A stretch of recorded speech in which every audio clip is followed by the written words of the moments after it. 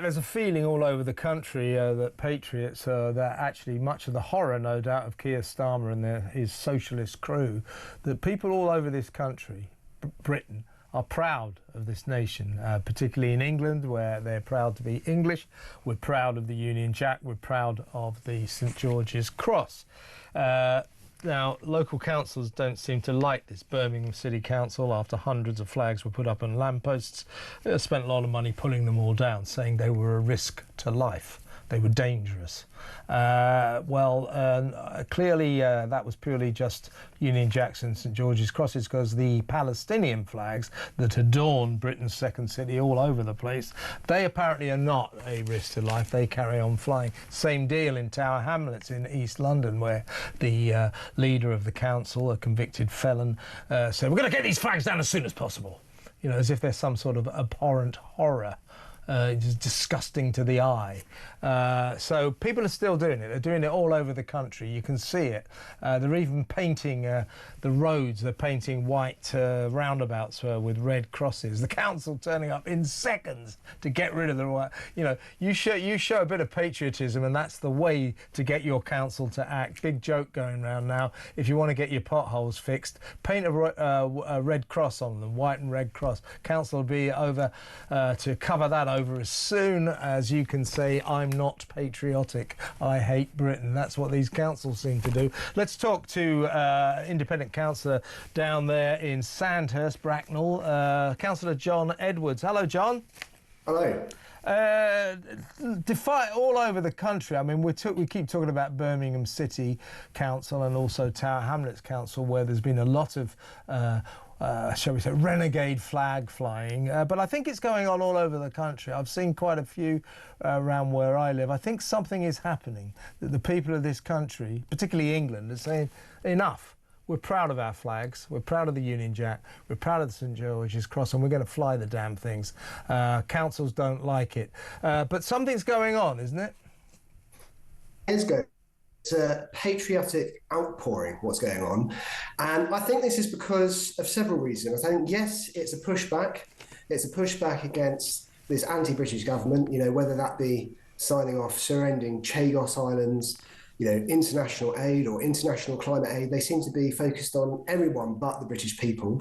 So I think it's a pushback against that. I think it's a pushback against mass uncontrolled immigration, and yes, against illegal immigration and these hotels, which is quite honestly quite scandalous, when our own residents are being left behind in inadequate housing, and some veterans are homeless.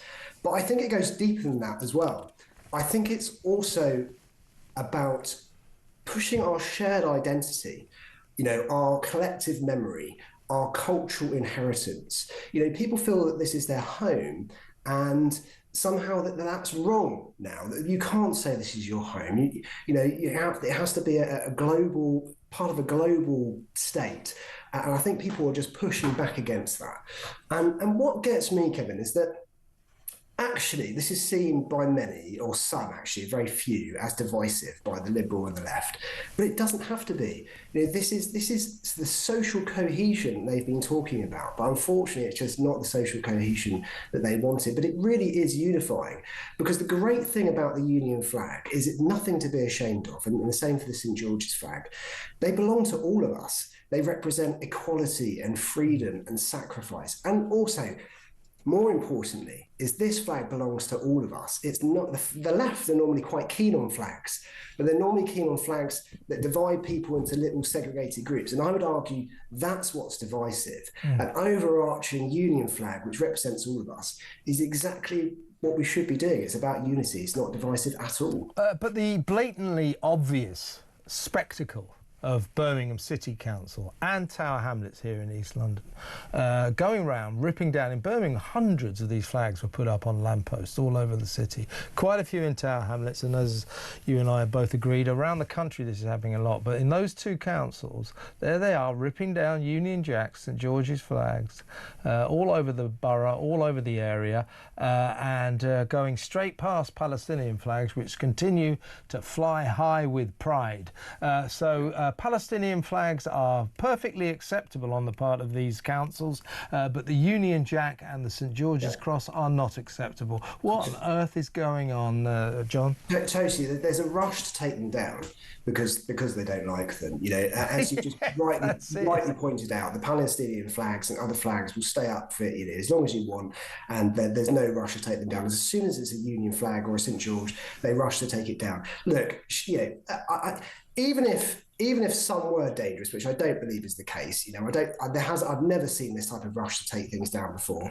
Yes, take those down, but then encourage it. So, for instance, in my council, I put in a motion to fly a permanent Union flag in our memorial park. There's one flagpole at the moment, and it switches between sort of green flags and other flags. So I said, no, actually, this is great. If people want this, which they clearly do, let's put up a permanent flagpole, and even that attracted the usual suspects saying it was divisive. I even had someone call me racist for suggesting that we should fly our Union flag. So the double standards are there for everyone to see, and it's here as well. So when I put that post up suggesting this Union flag, the outpouring was so great to see. Residents were so supportive of it in the whole. And then people started posting pictures of their flags. They put them up on their windows, on their balconies. They started putting them up in their gardens.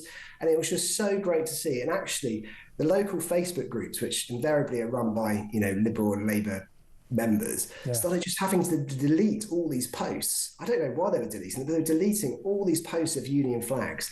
And I think that's the thing that they're divisive, not the actual posting of the flags themselves. You couldn't be more right, John. I think that the people have had enough of this conflation between patriotism, between the love of our flags, of our national flags, and racism, far-right racism. It's just that. It's an incorrect conflation, and it's got to stop. And we need people like you to carry on campaigning. So thank you so much for joining us, John. Let's talk again soon. Excellent councillor there down in Bracknell there, Sanders. Independent councillor John Edwards. Is he right? What do you think about it? It's time to reclaim our flag, isn't it?